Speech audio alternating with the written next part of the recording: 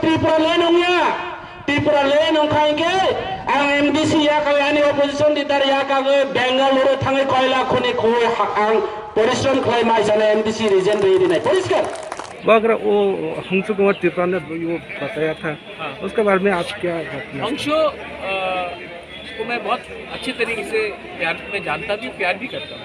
हंसो मेरे संग थालचरा भी गया था 2013 में जब वहाँ में मेनिंजाइटिस हुआ था। मैंने उनके साथ पहले भी काम किया।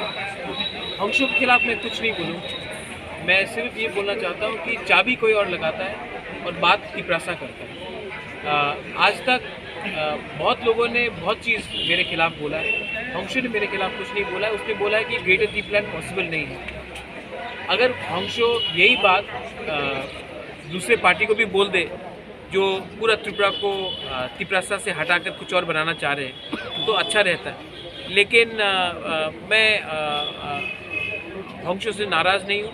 हंसो का जो थिंकिंग है वो उसके बॉसेस उनको बोल रहे हैं कि क्या आप बोलने के लिए, वो उसका दिल का बात नहीं बोल रहा है। हर दिल में हर तिपरासा को अपना पॉलिटिकल और कॉन्स्टिट्यूशनल पावर चाहिए विच इज़ ग्रेटर तिपरासा। दिल में हर तिपरासा के अंदर में एक विश्वास है कि ये मिलेगा तो तिपरासा का कुछ भला हो। वो दिल का बात नहीं बोल रहा है, उसको जो बोला गया बोलने के लिए वो थैंक यू।